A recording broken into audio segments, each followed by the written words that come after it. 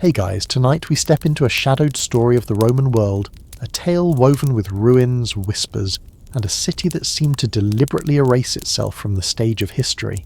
Picture the heart of an empire glittering in marble and bronze, the weight of legions pressing borders outward, and yet within that vast dominion a single city vanishes, its siege remembered only in fragments.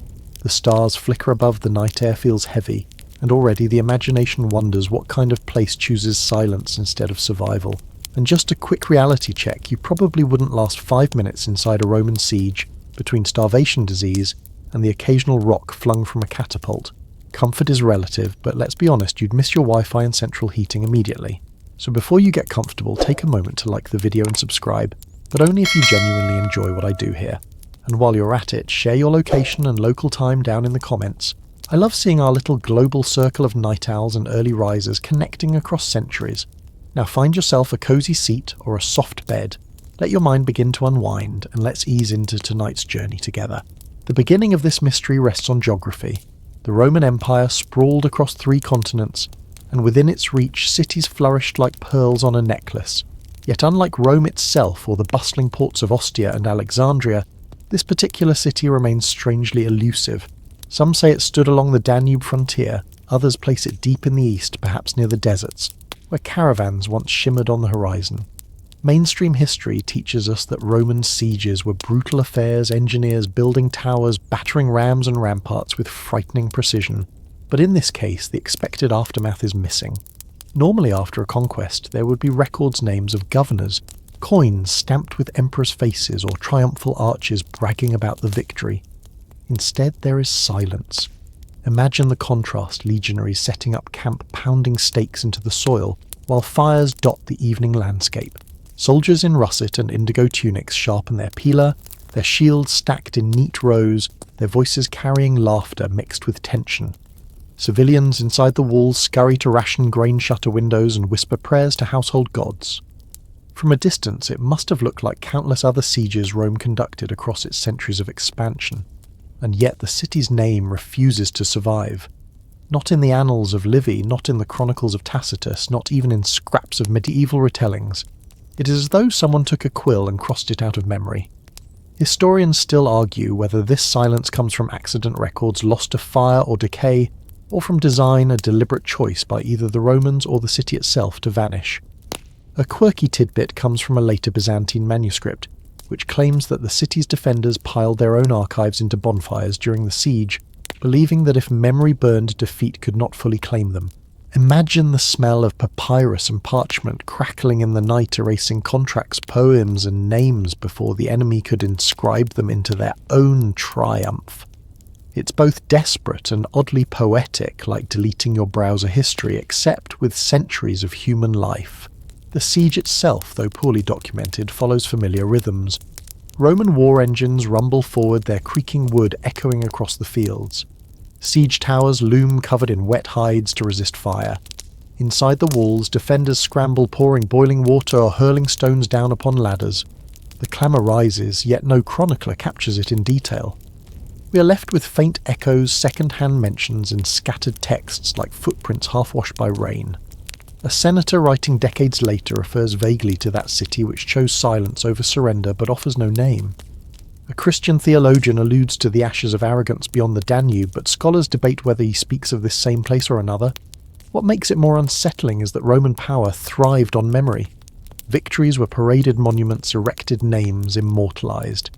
To find an event wrapped in deliberate absence is rare, unsettling, like a missing tooth in an otherwise perfect smile. Citizens of Rome would normally boast coin mints, would celebrate poets, would compose verses. Here instead, all that remains is the whisper of a siege with no city. Now close your eyes and imagine the dusk of that first night. Campfires flickering outside the walls, smoke rising in thin ribbons, the sound of hammers fixing iron onto wooden bolts. Inside, a mother hushes her child, feeding him the last of a honey cake saved for festivals. A priest mutters prayers to a god whose temple already trembles with fear. And above it all, the walls stand mute, their stones absorbing the weight of what is to come. The city seems to know that survival will not mean living, but disappearing.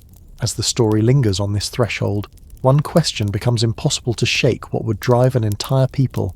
not only to endure siege but to embrace forgetfulness as their shield.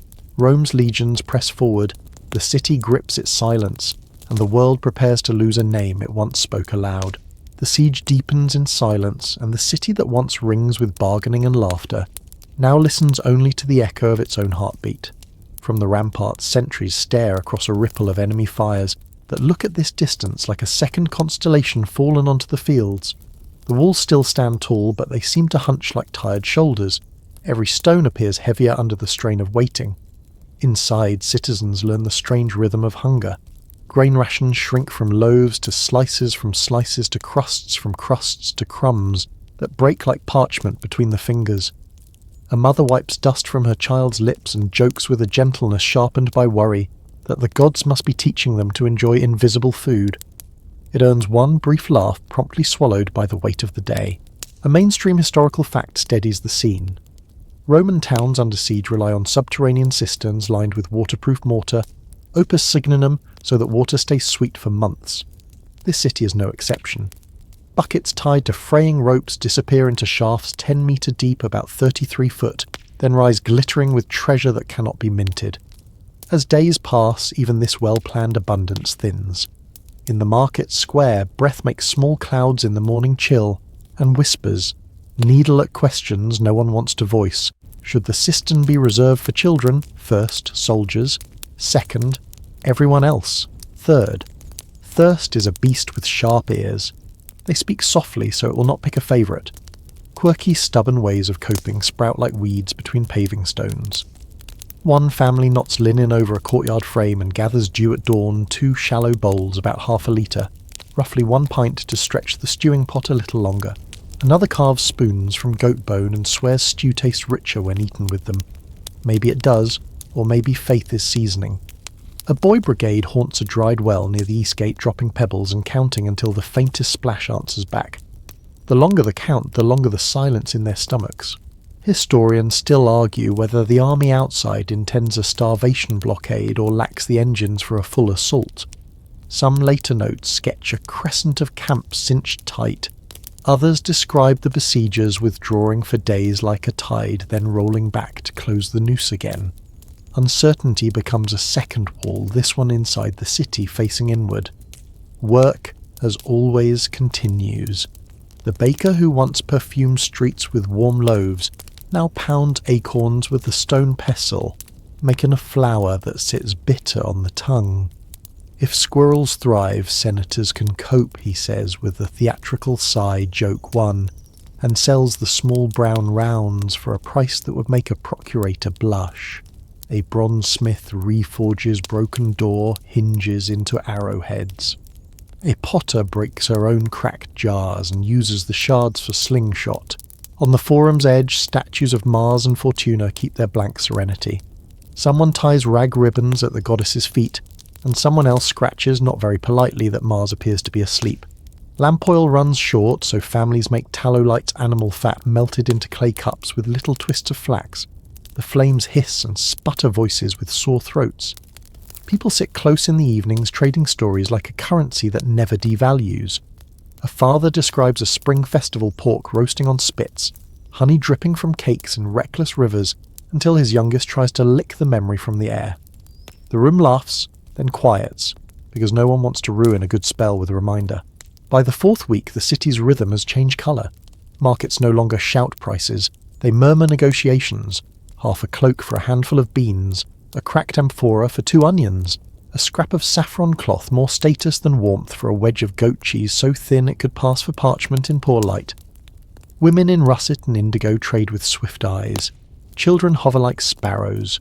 Old men lean on sticks, cough and mutter that once upon a time the Republic fought its wars far away. The cough answers that time is not a negotiator, yet resilience roots deeper than fear.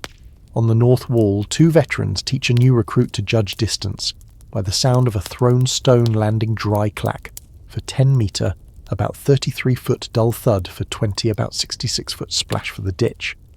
They keep a small game going. Who can call it closest wins a mouthful of watered wine. Below them, a work crew hauls wicker gabions stuffed with earth to thicken weak points. Each basket weighs perhaps 15 kilogram, about 33 pound. Each lift earns a curse and a grin. In crises, the city learns to be a gym it never asked to join. A Senate session drifts toward evening, and then into darkness, the chamber oculus sketching a pale circle on the floor as the sky cools. Cloaks with indigo borders rustle sandals, scuff temper flares. Should they attempt a breakout at first light cavalry to punch a whole foot to follow, then run for Allied ground 2 days' march about 60 kilometre, roughly 37 mile away, or should they stay tight, trust in relief, and hoard strength? One elder slaps the bench until dust leaps. Another raises both hands and says that every horse risked outside is a horse, missing when ladders thunk against the wall. Someone proposes a commission joke too, because commissions are Rome's favourite ointment for mortal wounds. The motion fails to carry courage with it. Night wraps the city in paper-thin calm. Across the fields, enemy drums throb like a slowed heartbeat, distant, deliberate, rude. Children half wake and press their faces into mothers' shoulders. Dogs lift their heads, listen, decide the sound cannot be chased and sleep again. Sentries pass a single cup, a single joke, a single breath of song. When the siege ends, one of them says, "I'm going to eat a loaf the size of a bull's head." Start with the ear, another replies, "Joke 3, leave room for regret." Food grows creative. A woman with a wicker basket of turnip peels convinces neighbours to trade onion skins and carrot tops. She steeps the mix with a pinch of precious salt, and the alley tastes broth that would shame no tavern if you close your eyes and remember the tavern better than it was. A boy with an ocarina climbs a stair tower and plays a thin melody until the wind steals it. He bows to the wind like a partner leaving the floor. A one-eyed mason who cannot climb anymore teaches girls to bind stones with lime like braiding hair, and the girls roll their eyes and learn anyway. Measurements sneak into daily talk because numbers feel like handles. The south cistern is down 1 cubit. The millet store weighs 600 kilogram, about 1,323 pound before winnowing. The armoury counts 84 shields whole, 11 cracked 3 that are only stories of shields. A clerk chalks figures on a tablet, pats them as if good dogs, and sets the tablet by the door like a guard. Rumour walks the streets with long legs. Someone swears the enemy has built a hidden mine toward the east curtain. Someone else swears the city has been mining outward, and the tunnels will meet with a crash any night. A veteran says you can hear pick on stone if you put your ear to the flagging. Half the neighbourhood kneels cheek to the cold floor and listens to their own blood pretending to be danger. The priest of a small shrine burns a last cone of resin and asks the god for an omen. Smoke curls left, then right, then straight up, which covers all possibilities elegantly. The open question of intention rolls on. Historians still argue whether the besiegers pursue a textbook, strangulation cut the roads, drain the wells, wait for Price and Panic to do the rest, or whether they mask weakness behind patience, lacking towers and rams enough to dare the stone. Some suggest both can be true at once, diplomacy by drumbeat, siegecraft by rumour. Toward the end of the second month, a wind from the north combs the fields flat. The enemy banners go stiff. Smoke leans like brushstrokes across the afternoon. On the wall, a young archer kisses a ring on a thong, cheap bronze, bright as hope, and looses at a distant target post just to remind his arms how that feels. The arrow lands short by 5 pace, about 7.5 metre, roughly 25 foot. He shrugs, blames the wind and not the thinness of his breakfast. Even in want, ceremony survives. A couple marries in a courtyard with crowns plaited from rushes. A friend strums 3 chords on a lyre missing its 4th string and swears the gap is stylistic. 2 midwives help bring a child into a world that currently features fewer cabbages than usual. Someone finds a dab of honey for the mother's lips. The nurses declare the baby loud enough to frighten famine. At dusk, the sealed temple door, bronze and stubborn, catches the last stripe of sun and shows it back to the street as a sheet of pale gold. People glance up without stopping, the way city folk learn to look at famous things without letting them slow the chore in their hands. They do not expect the door to open. They do not need it to. What they need is sleep enough to move their bodies again tomorrow, courage enough to measure water without quarrelling, humour enough to keep the air from curdling.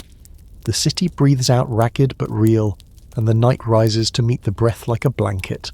The people who remain inside the city walls know the meaning of waiting better than most. By the 3rd day of the siege, the rhythm of life has shifted entirely. What used to be the normal hum of a Roman town, vendors calling prices for olives, children darting between columns, magistrates arguing about taxes, has become a muted echo muffled by fear. Instead of lively streets, the citizens trudge quietly across the forum, shoulders hunched, each glance tilted toward the horizon, where the enemy camps bristle. It is not so much silence as tension that holds them now, a silence thickened with the sound of clattering shutters and the occasional bark of a nervous dog. Imagine a city holding its breath, and you are close enough to the mood. The stone paving feels heavier under their sandals, and even the fountains splash in subdued tones, as if the water knows this is no time for gaiety. Roman walls are not just symbolic. They are feats of stone engineering meant to withstand storms of men and machines. Mainstream history confirms that by the height of the empire, siege warfare had developed into a grim chess match. Walls could be 20 feet high and several feet thick, reinforced by towers, where defenders could fire arrows or drop stones on attackers. But the citizens know that no wall is invincible. It is only as strong as the people behind it. And people, unlike stones, can starve. Grain bins shrink, wells are rationed, and everyone whispers the same question: how long until food runs out? This whisper becomes the second pulse beneath their heartbeat, and it haunts every corner of the town. By the fourth night, the marketplace is a ghost. Empty stalls stand like ribs of a carcass, wicker baskets, overturned pigeons pecking at crumbs of yesterday's bread. Children once bold enough to sneak figs now scurry past with eyes averted, as if to steal even a glance from abandoned goods might bring bad luck. A quirky tidbit appears here in local gossip. Someone swears they saw a cat drag a fish straight from a deserted stall and parade proudly down the main street as if mocking the hunger of humans. It becomes the kind of joke repeated in whispers, proof that even animals seem to know when the old order has collapsed. Daily routine takes on strange distortions. Bakers rise before dawn, but not to knead fresh loaves. Instead, they sift through dwindling flour, measuring spoonfuls as though each grain were precious gold dust. Women fetch water in clay jars, yet the streams they once crowded around are deserted because every trip beyond the gate risks meeting an arrow. Priests continue their rituals, but the smoke of incense rises thinner each day, the herbs and resins long since rationed. One priest mutters that even the gods must be on a diet now. Another chuckles dryly that perhaps divine beings prefer lean sacrifices. Humour like this, cracked and brittle, becomes a fragile weapon against despair. And then come the debates whispered in tavern corners or shouted in council halls. Historians still argue whether the city elders considered surrender at this point or whether pride bound them too tightly. Some accounts suggest the magistrates assured the populace that the gods favoured them, citing omens from birds circling above the walls. Others argue that these omens were invented to pacify fear. In truth, no one can say for certain. But the people know what they see: smoke curling from enemy campfires, ladders being built in the distance, the muffled rhythm of drums at dusk. These are not omens, but facts, and facts weigh heavier than superstition. By the fifth day, hunger sharpens tempers. Families bicker in cramped apartments, children wail at meagre portions, and soldiers snap at one another during watch shifts. The air tastes of sweat, stale bread, and the faint copper tang of unease. Some claim to hear phantom knocks on the great gate at midnight as though invisible hands test the wood.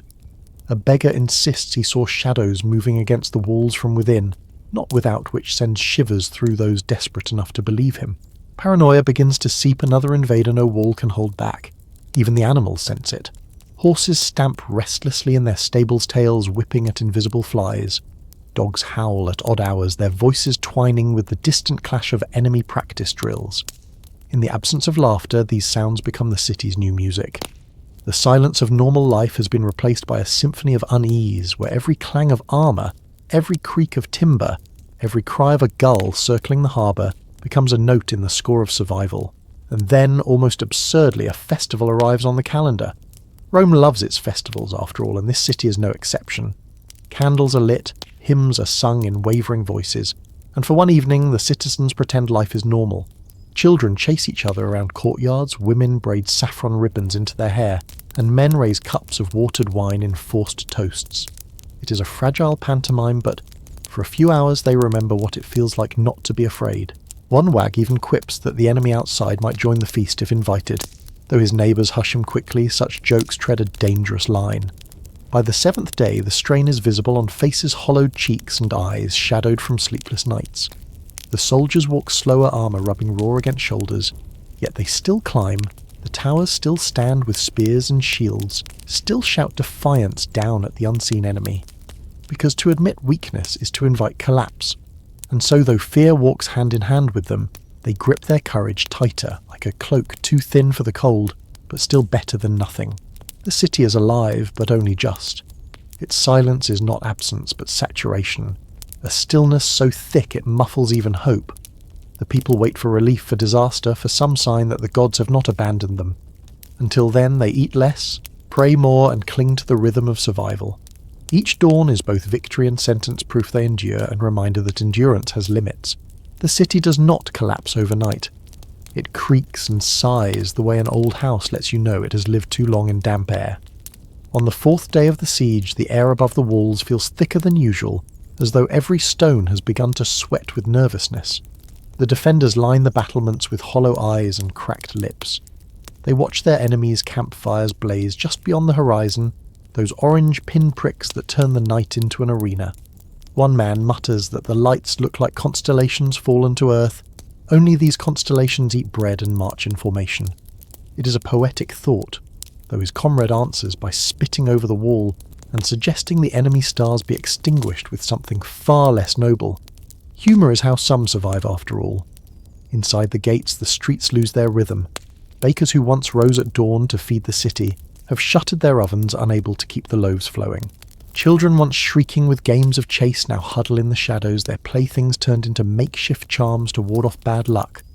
One girl clutches a doll stuffed with scraps of saffron cloth, whispering to it, as though the toy might persuade the gods. Merchants grow surlier by the hour, arguing over dwindling stocks of figs, oil and grain.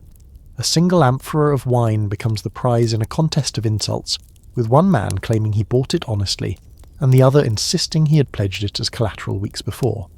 No swords are drawn, but the shouting rattles through the narrow lanes, as though war has already breached the walls. Mainstream history tells us that many Roman cities developed intricate grain distribution systems, sometimes stockpiling reserves in underground cellars to survive blockades. That precaution was practical in theory, but in practice human appetites, corruption and sheer bad luck often shrank the stores faster than expected. Here too the hidden chambers beneath the forum grow emptier each morning. Rats bold as senators scurry between sacks and gnaw on what remains. A fringe story insists that the rats themselves carried messages between camps, little grey spies ferrying scraps of parchment tied to their tails. Historians still argue whether such tales were jokes or genuine rumours whispered in torchlight. Either way, every gnawed grain sack feels like another betrayal. As the siege grinds on the rituals of civic life fray, priests attempt to maintain their ceremonies sacrificing scrawny goats at the temple altar, but even the smoke seems reluctant to rise. A gust of wind topples a bronze lamp during one such rite setting, straw alight until it is stamped out with frantic sandals. Some call it an omen, others mutter that omens are cheap when hunger gnaws harder than prophecy. The augurs still climb the rooftops at dawn, reading the flights of birds, though the birds themselves look more interested in crumbs than in divine communication. One augur squints at a raven circling overhead, and declares the city's fortunes mixed. A wag in the crowd shouts that fortunes mixed are better than fortunes empty, earning a ripple of weary laughter.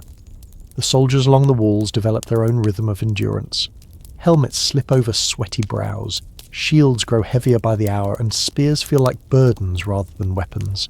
They sing to keep time-low chants that rise with the thud of boots. One tune repeats the refrain, better a wall than a grave, until even the children know it by heart. And yet the watchmen also share quieter terrors. Some swear they hear whispers carried on the night air from the enemy camp, Latin words stretched into strange echoes, promises of what will happen when the gates fall. Others shake their heads, insisting the voices belong only to the wind and the mind's exhaustion. Historians still argue whether accounts of such auditory illusions were exaggerated in chronicles, or whether they were the real psychological weight of siege warfare. Markets once a riot of noise now operate in murmurs. A wicker basket of olives sells for the price of a cloak. A loaf of bread is guarded like treasure. The smith who once hammered iron into graceful hinges now hammers scrap into nails, muttering that at least nails never spoil. He tries a joke: if the enemy waits long enough, we'll sell them our armour as souvenirs, but no one laughs this time. A quirky tidbit tells of a barber who, even in starvation, continued to shave clients near the Forum, insisting that if the city must fall, at least it should fall clean-cheeked. Some men lined up not because they cared about appearance, but because the barber's chair offered the illusion of normality, a half hour to pretend life was as it had always been. Even fear needs grooming, it seems. Night deepens and torches flicker on the walls. Children press their ears against the stones, claiming they can hear the heartbeat of the city itself, slow and laboured. Mothers hush them, though secretly they listen too.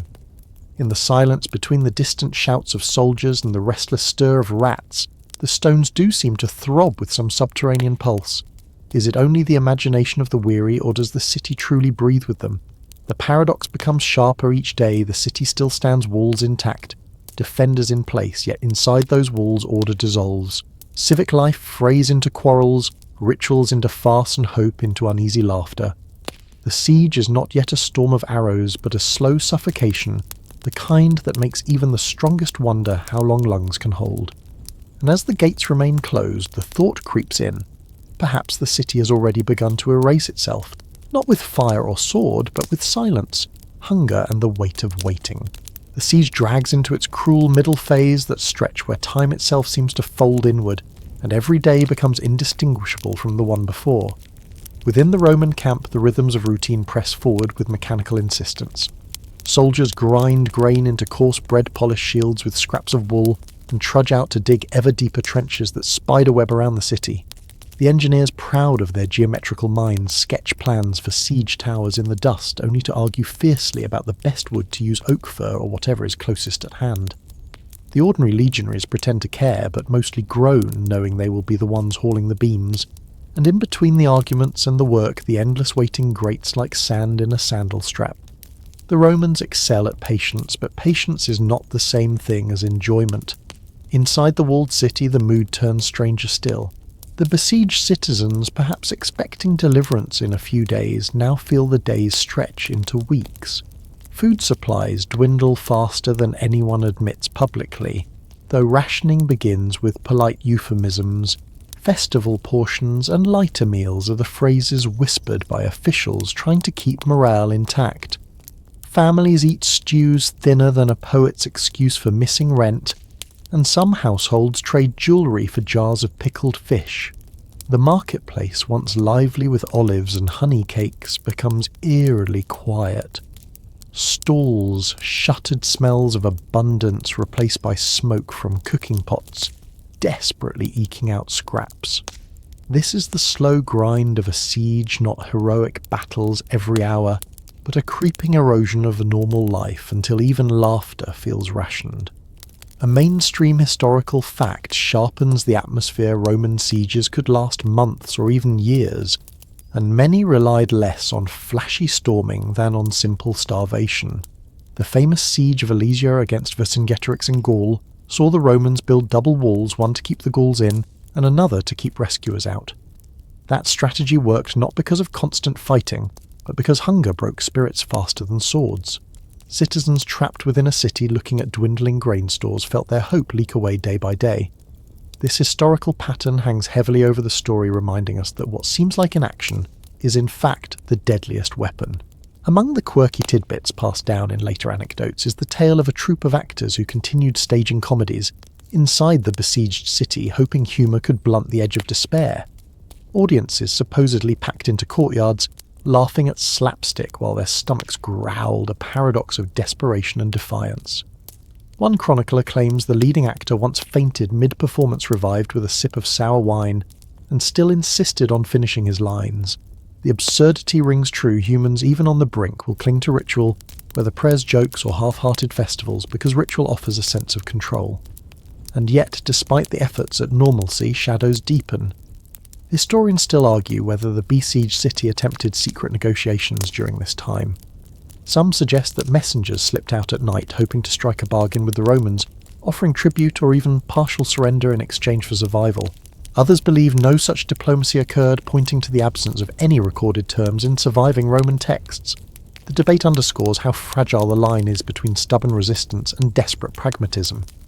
Did the city hold its silence out of pride, or did the Romans later erase any mention of compromise to preserve the drama of total conquest? The truth remains buried under layers of rubble and rhetoric. Meanwhile, in the Roman camp, frustration rises like steam from a bathhouse. Soldiers grumble about pay that does not arrive, about weevils in their rations, about centurions who shout too much and sleep too little. A few sneak dice games in the shadows, wagering on whether the city will fall before the next full moon. Some carve graffiti into the wooden palisades, crude drawings of their enemies, with oversized noses or jokes about the engineers' endless revisions of siege machines. Even in the sternest army humour bubbles up. Boredom is fertile ground for mockery. One young legionary scratches into the dirt. We'll enter the city the day pigs fly. Another, not missing a beat, ties feathers to a piglet, letting it squeal through the camp until an officer confiscates it. That officer, historians claim, was not amused, though one suspects he laughed later when no one was looking. The besieged too find ways to inject absurdity into their grim vigil. A story circulates that children on the walls once hurled stale loaves of bread at the Roman lines, taunting them with the illusion of plenty. The gesture fooled no one, but it became a small act of resistance, a way of mocking the enemy without drawing swords. The Romans responded, according to the tale, by catapulting the bread back harder, and flatter turning mockery into projectile warfare of a very domestic sort. Whether this truly happened or not, it illustrates the way sieges distort daily objects into symbols, bread becoming both sustenance and weapon. At night, the city glows faintly with torchlight, while the Roman camp flickers like a mirror image beyond the walls. Citizens peer through cracks in shutters, hearing faint echoes of songs carried across the still air. The Romans sing of home, of wives and vineyards, of battles past. The besieged hum lullabies to restless children, voices breaking under the strain. Fear hovers between the two sides like a third army, invisible but heavy. And always the locked doors of the temple, remembered by chroniclers, loom in the minds of those who believe their fate is tied not just to hunger or soldiers, but to something far older and darker. The passage of time dulls certainty. Was this mid-siege period marked by heroic endurance or quiet despair? The chronicles, as always, fail to agree. But what does shine through is the way life narrows under pressure, how every gesture acquires meaning. A loaf of bread becomes defiance, a joke becomes armour, and silence itself becomes a statement. The siege in its grinding middle phase is not about spectacular victories, but about whether people can keep walking, keep laughing, keep enduring when the walls close in. And the city for now does endure, though its fate still waits sealed as tightly as its temple doors. The siege rolls forward not as one loud clash, but as a sequence of stubborn, wearying days. Within the walls, the defenders try to convince themselves that discipline is as nourishing as bread. They drill in the courtyards, clattering their spears against shields as if the sound alone can drive away the gnawing of their stomachs. Outside, the besiegers pound their stakes into the earth, stretching palisades and digging trenches, until the city is ringed in wood and mud like a lid pressed firmly on a jar. From the watchtowers, the Romans can look out and see fires flickering in the camps at night, a halo of hostile light that never fades. If insomnia ever needed a mascot, it would be those distant flames licking the dark horizon. The balance of fear and determination inside the walls shows itself in strange little ways. A centurion forces his men to sing marching songs while patrolling the ramparts, claiming it keeps their spirits up. In truth, the tunes sound more like groans carried on the wind. Children play games of siege in the alleyways, piling stones in imitation of the engineers, their laughter oddly chilling. The city's priests hold sacrifices on the temple steps, but when the entrails reveal unfavourable omens, the crowd pretends not to notice. A quirky tidbit whispered later suggests that one priest deliberately misread a liver because he could not bear the truth that the gods had grown silent. Meanwhile, outside the walls, the attackers grow restless. They have food for now supplied by the surrounding countryside, but even abundance grows sour when eaten beside tents that stink of unwashed bodies and damp leather. Soldiers carve dice from bone, gamble away their meagre pay, and carve graffiti into their shields. One scribe attached to the army notes that more effort goes into mocking their commanders in verse than into sharpening their swords. Still, discipline holds barely. Historians still argue whether this army was truly composed of hardened veterans or padded with recruits who had never seen proper battle. Accounts disagree. One source describes polished armour gleaming like silverfish in the sun, Another sneers that the besiegers looked more like farmers trapped in costume. The push and pull of a siege always comes down to supplies. Inside, the citizens begin rationing grain, grinding down to coarser and coarser flour until bread tastes more like stone than food. Mothers water wine until it resembles cloudy rain. Markets that once rang with gossip fall silent stalls stripped bare but left standing as hollow reminders of better days. Outside, the besiegers stage mock feasts where they roast whole animals within sight of the walls, laughing loudly as the smoke curls upward. It is a cruel theatre meant to gnaw not just at bellies, but at minds. Every siege breeds rumours, and this one grows wild vines of them. Some say a secret tunnel lies beneath the baths ready to allow escape or reinforcement. Others whisper that the besiegers have bribed a gatekeeper, that betrayal is already inside the walls. Children whisper about ghostly allies, white-robed figures seen patrolling the parapets at night, though more likely these are exhausted guards swaying in torchlight. A satirical poet inside the city writes a biting verse comparing the defenders' rations to dog food.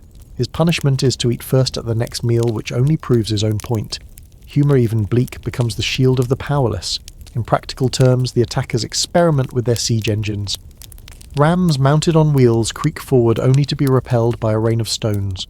Towers are built hastily and rolled toward the walls, but the defenders set them alight with pitch-soaked bundles, creating pillars of black smoke. One engineer suggests catapults, though another retorts that the city's walls are too thick and the ammunition too scarce. What emerges instead is a kind of stalemate, a grinding of wills more than of weapons. Siege in the Roman mind was often about patience rather than brilliance, and patience, though less glamorous than a cavalry charge, has broken more cities than fire ever could, and yet cracks appear not just in stone, but in spirit. Defenders mutter about omens, a statue of victory toppling in the forum, a dog howling each night from the same rooftop, a comet smearing the sky in a blood-red trail. The besiegers interpret the same signs differently. They claim the comet foretells their triumph, that the gods themselves march beside their ladders. Historians still argue whether any of these prodigies actually occurred, or whether they are inventions layered onto the memory to give cosmic grandeur to what was at heart a grueling waiting game. But the effect is real. People on both sides act as though heaven itself is watching, tallying mistakes. Somewhere in this grinding pressure, human quirks find room to breathe. One soldier outside writes love letters on scraps of bark to a woman he left in a distant province. Inside, a widow sets up a shrine to Fortuna on her windowsill, dropping pebbles in a bowl each morning as offerings. Children fashion toy shields from wicker lids pretending to defend the walls. The city blacksmith short on iron jokes about reforging spoons into swords, and when someone laughs, he actually tries it. The absurdity, of course, is that a spoon sword is hardly fearsome, but desperation makes every spark of humour precious. As the days stretch, neither side knows who suffers more. The besiegers endure boredom laced with disease for stagnant camps, breed fevers faster than discipline can quash them. The defenders choke on smoke from constant fires, their throats raw from eating flour dust and stale beans. Both armies smell of sweat ash and frustration. Yet both keep to their routines, because breaking routine is the same as admitting despair. By the end of this chapter in the siege, the city still stands, the camp still sprawls, and neither wall nor spirit has yet cracked. But the silence between trumpet calls grows longer, and the jokes shorter. Everyone senses that patience, though praised as virtue, has a sharp edge it can cut as cleanly as any blade once it slips into hopelessness. The story presses forward, the tension coiled tight waiting for the next shudder of fate. The siege presses into its most agonizing stage, when the act of waiting itself becomes the battlefield.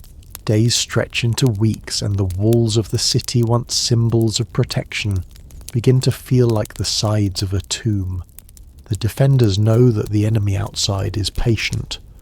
The Romans are masters of attrition, men who can build ramparts around an entire city, who can turn rivers to trenches, who can starve a fortress into surrender without lifting a sword. Inside, the citizens shuffle through streets that feel narrower every day, glancing at one another with suspicion and fatigue. The scent of smoke lingers from cooking fires, but the portions shrink, pots clink with hollow echoes, and children learn the arithmetic of hunger faster than their letters. The routine of survival takes on a mechanical rhythm. Gates remain bolted, watchmen climb ladders to keep eyes on Roman camps, and mothers measure out handfuls of barley with the solemnity of priests. To stretch provisions, cooks invent strange stews roots boiled into mush scraps of leather, softened into chewable strips, herbs ground into thin broths that taste more like medicine than food. A quirky tidbit recorded in other sieges tells of defenders boiling old shoe soles and calling it a delicacy fit for stubborn heroes. Perhaps this city too invented culinary legends, dishes no one would dare eat in peacetime but which in siege became tokens of endurance. Evenings bring no relief. The silence outside the walls is heavier than the clamour of battle would be. Torches flicker along ramparts and men whisper nervously about shapes moving in the dark. Some swear they see Roman engineers creeping close to measure distances, while others imagine shadows that belong to neither man nor beast. Sleep comes shallow, broken by every creak of wood or bark of a dog. A child wakes screaming, convinced she hears the wall groaning. Her mother hushes her with a lullaby, but the fear has already spread, rippling through the cramped quarters where whole families share rooms. The mainstream historical fact remains: Roman sieges were systematic, designed to wear down morale as much as resources. They constructed earthworks, towers, and even full circumvallation lines hemming cities in, until escape became impossible. Against such persistence, defenders often relied on the hope of relief forces. Yet here no ally rides to the rescue, no banners crest the hills. Scholars still argue whether this absence means the city had already been politically isolated before the siege, or whether messengers never slipped through to call for aid. Either way, the knowledge seeps into the defenders' bones: they are alone. Inside, religious rituals multiply. Priests parade through streets with censers trailing smoke that mingles with the sour odour of stale bread. Citizens kneel in squares, chanting hymns, their voices hoarse yet fervent. The temple steps bloom with offerings, figs, coins, even jewellery pressed into the hands of statues. If the gods favour sacrifice, then perhaps salvation can still be purchased. But as days pass, statues remain unmoved and prayers echo unanswered. Doubt creeps in, whispered behind closed shutters. Was the city cursed before the siege began? Did some betrayal invite this doom? Rumour thrives in the vacuum of certainty. One tale claims that the wells have been poisoned, though the water tastes no different. Another insists that a traitor signals to the Romans from the highest tower, his lantern flashing in code at night. Men glare at their neighbours, wondering who might profit from treachery. A merchant accused of hoarding grain is dragged through the streets, his warehouse broken open, its contents divided among shouting crowds. Yet even after the loaves vanish into hungry mouths, the suspicion lingers a toxin more corrosive than hunger itself. And then there are the jokes, brittle but necessary. A soldier tells his friend that the rats have grown fat on the last sack of wheat, so perhaps the rats will be served next. Another jokes that if the siege continues, they should open a new market selling size, since everyone has plenty to spare. Laughter sharp and short cuts through the gloom like sparks.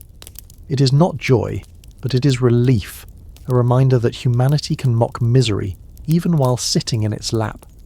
Children with their stubborn creativity invent games that mirror their parents' dread.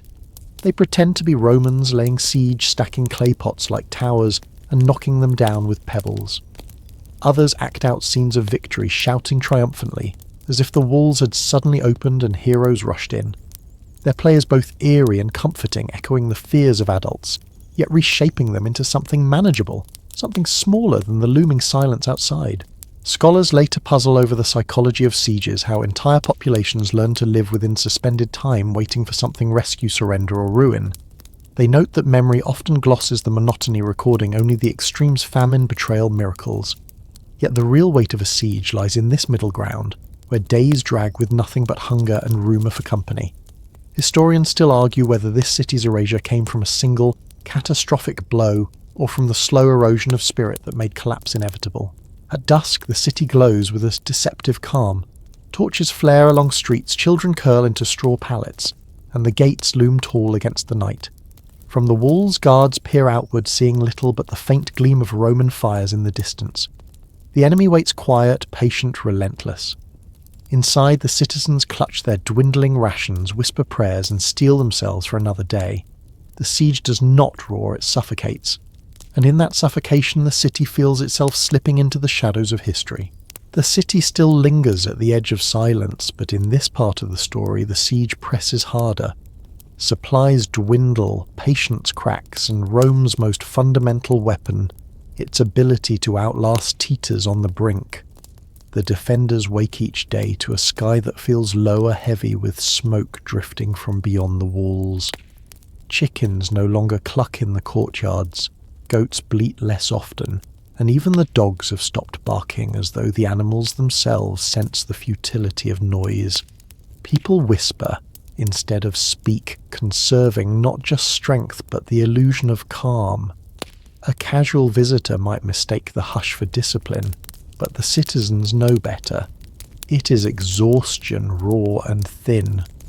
The mainstream historical fact that fits neatly here is that Roman sieges often dragged on for months, sometimes years, because engineers were patient and meticulous.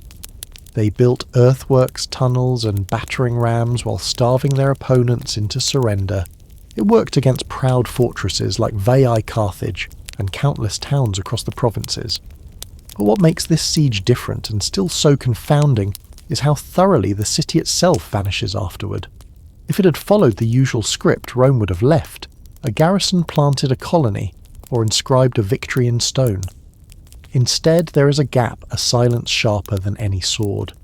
Historians still argue whether this silence means the city destroyed itself from within, erasing its own traces before the final blow could land. On the walls, watchmen peer out, eyes red from sleeplessness. They see not waves of charging soldiers, but the patient discipline of an enemy content to wait. Campfires glow beyond the fields, constellations of orange set against the dark. It is as though the stars themselves have settled to earth, mocking the defenders with their calm. One quirky tidbit comes from later folklore, a story that the enemy cooks deliberately let the aromas of roasting meat drift across the walls to torment the starving city. Skeptics laugh at this, noting that ancient armies rarely wasted supplies, but the image sticks citizens leaning against cold stone, inhaling smoke they cannot eat. Inside, the daily rhythm shrinks. Bread rations thin until loaves resemble wafers. Soup is water with memory rather than meal. Mothers scold children for crying too loudly, reminding them that sound carries that the gods dislike waste. Fathers barter scraps of cloth for a handful of beans, then retreat ashamed at the bargain. In these moments, Rome's famed dignity looks fragile, like a statue beginning to crack. And yet there is also humour, because human beings are stubborn about finding it even in the darkest corners. A boy dares his sister to lick a pebble and pretend it is sweet.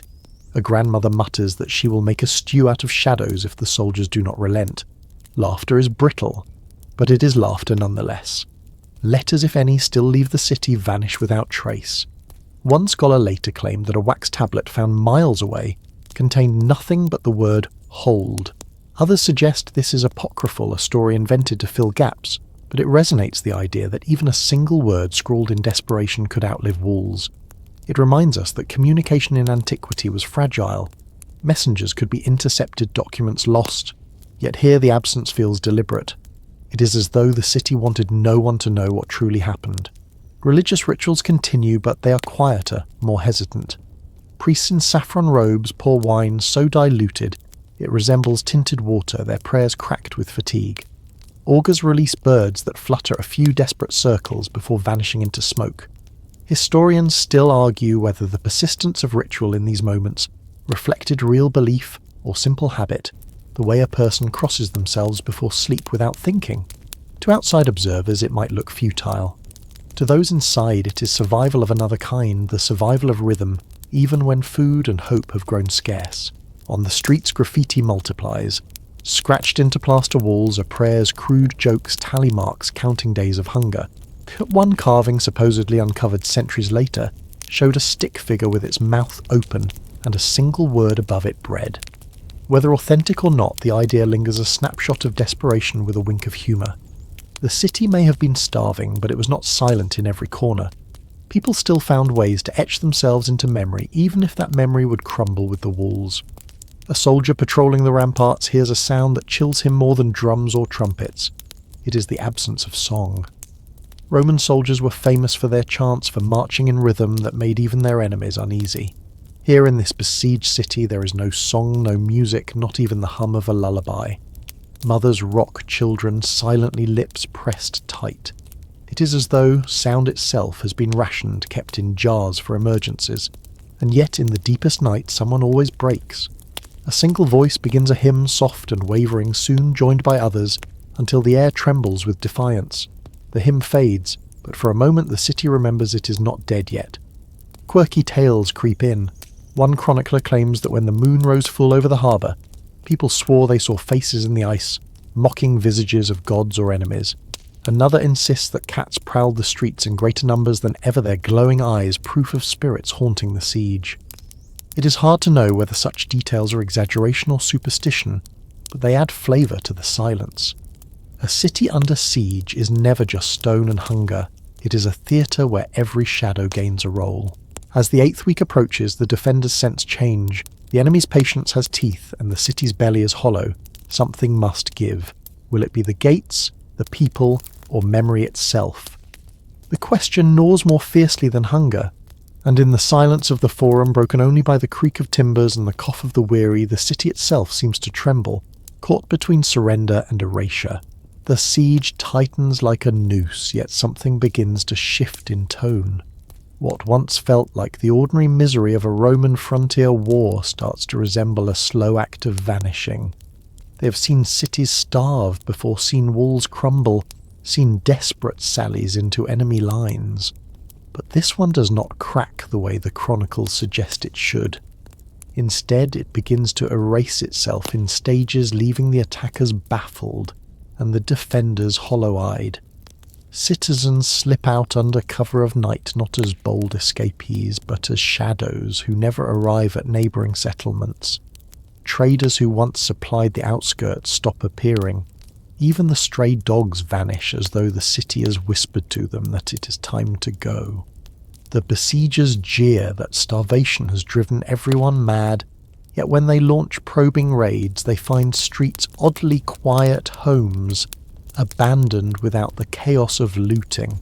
It is as if the people have rehearsed their own disappearance. A mainstream historical fact grounds this eerie scene. Roman siegecraft was efficient, almost mechanical when applied to stubborn cities. Engineers dug trenches, erected walls of circumvallation, and cut supply routes with ruthless precision. There was usually no mystery in the process, just patience, discipline, and eventually surrender or slaughter. Yet the records here falter. Later, historians admit they are unsure whether the city ever fell in battle, whether its gates were stormed, or whether the defenders simply walked away. The absence of detail is so glaring it becomes a detail in itself. Historians still argue whether this silence comes from deliberate erasure, the destruction of records, or sheer embarrassment at a campaign gone strangely awry. In the streets, the strangeness deepens.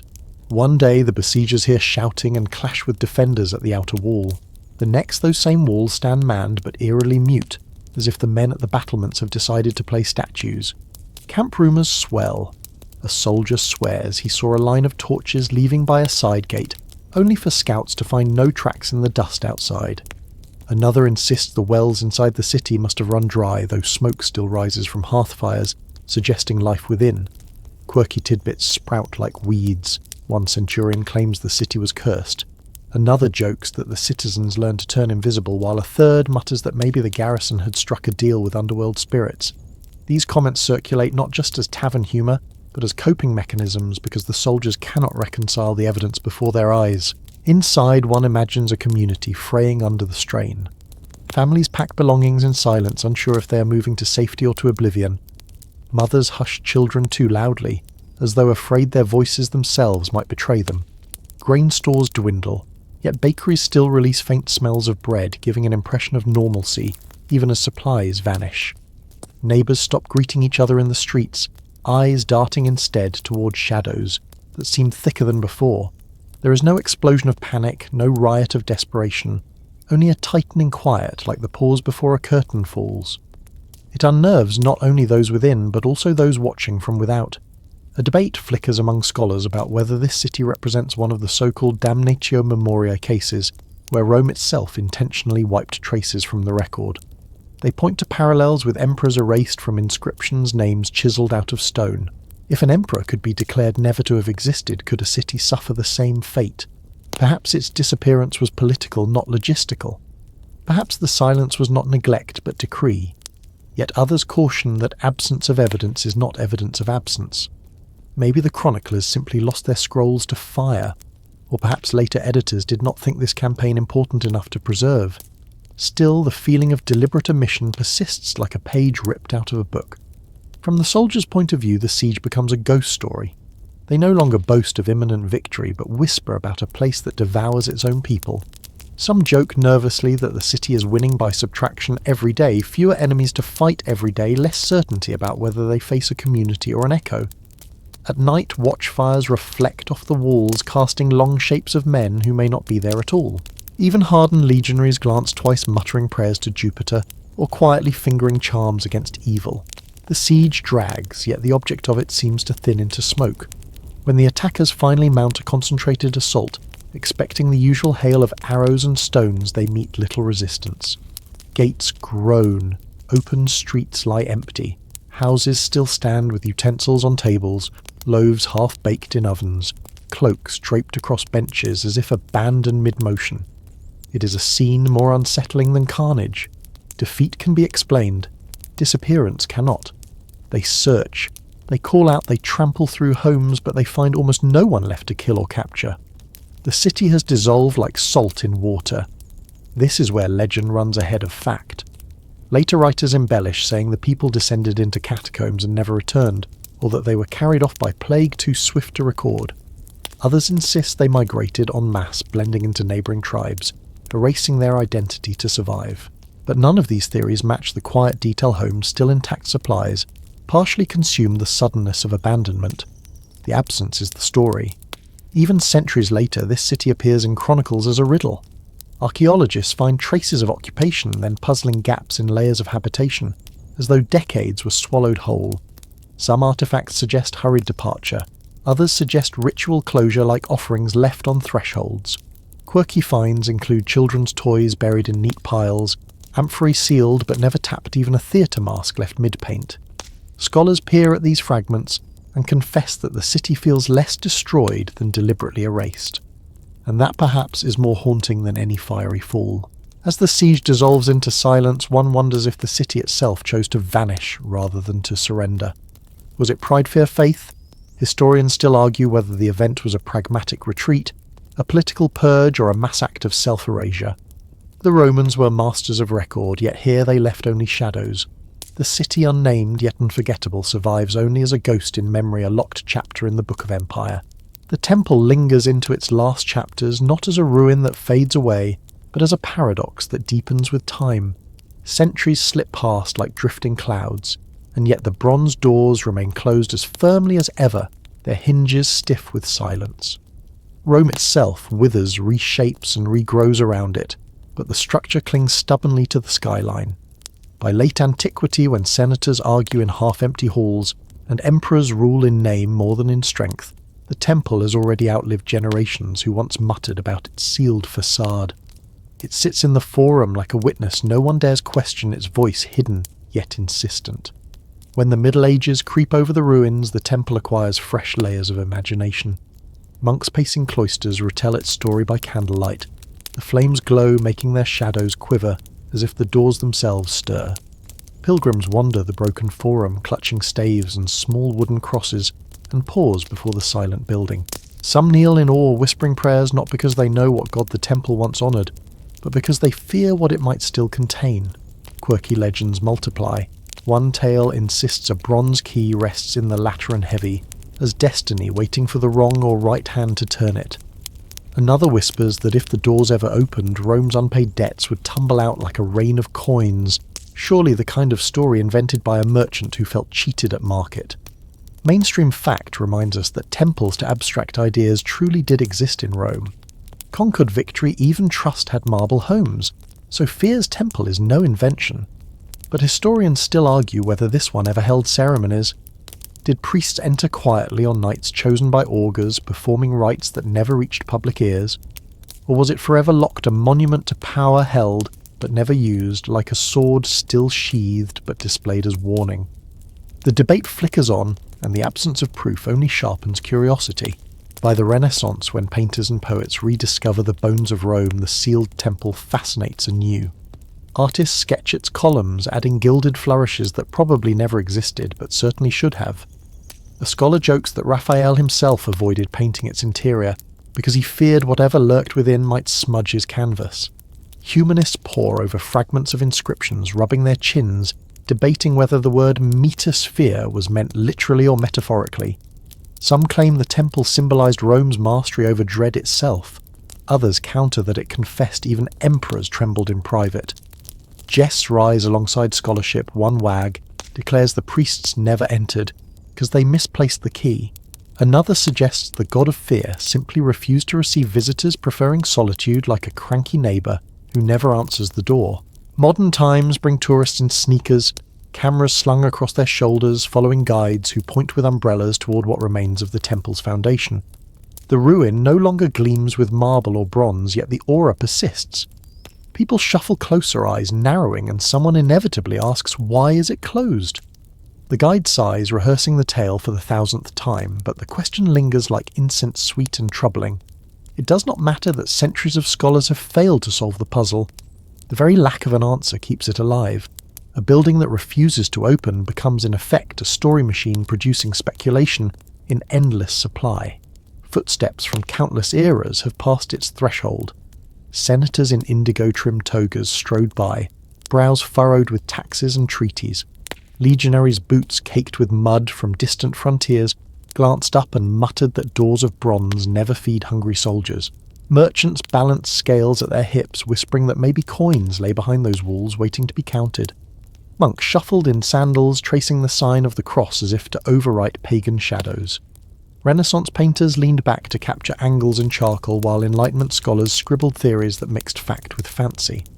Today tourists lift phones and snap images, freezing the mystery into pixels that travel the globe within seconds. Through it all, the temple remains silent, its secret intact. Humour has always been the companion of mystery, and the temple attracts plenty.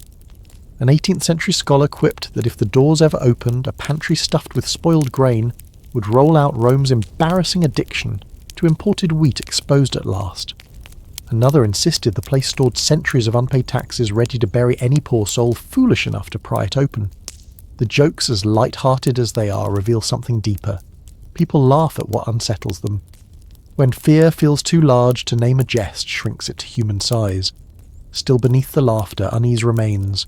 Wind whistles through the broken forum, moss clings to stone and pigeons roost, where once winged carvings gleamed. Scholars trace worn letters on shattered blocks, murmuring that even ruins can lie. Was the temple's unopened status real or embroidered later to cloak neglect in grandeur? Some insist secrecy itself was the point. A locked door unsettles more than an open one. Rome, master of theatre, may have staged its own riddle, in marble, inviting generations to puzzle, but never resolve. And here we arrive at the slow hush of history's close. Evening falls over the forum, soft shadows stretching long across ancient steps. The city hums in the distance, but here the air grows still as if listening. The doors, though weathered and scarred, gleam faintly under the fading light. They have not opened for you or me or anyone before us. They may never open. Yet the silence they keep has spoken for centuries, whispering questions that no emperor, no scholar, no tourist can quite still. Now the wind down begins soft as candle smoke curling upward. The pace of the tale loosens words, stretching longer, gentler, like a deep breath after strain. The temple rests, and so too may we. Imagine standing there at twilight, the stones glowing faintly, the air cooling against your skin. Footsteps fade, vendors close their baskets, the hum of the modern city recedes. All that remains is the sealed door, steady as sleep, heavy as a blanket across weary shoulders. Let unanswered questions drift like dust motes in a sunbeam. They do not demand resolution. They simply hover quiet companions to the night. Picture Rome itself dozing the temple, part of its dream, its silence wrapping the city like a lullaby. Each riddle becomes a cushion, each doubt a pillow, each whisper of possibility a soft quilt of wonder. Mystery, in the end, is not always meant to disturb. It can cradle the mind, rocking it gently into rest. Breathe slower now. Shoulders ease. The locked temple no longer waits for an answer, and neither do you. The hush it carries is the same hush that wraps around you now, protective and eternal. Rome sleeps, the temple sleeps, and soon you drift with them into the same calm current. Sweet dreams.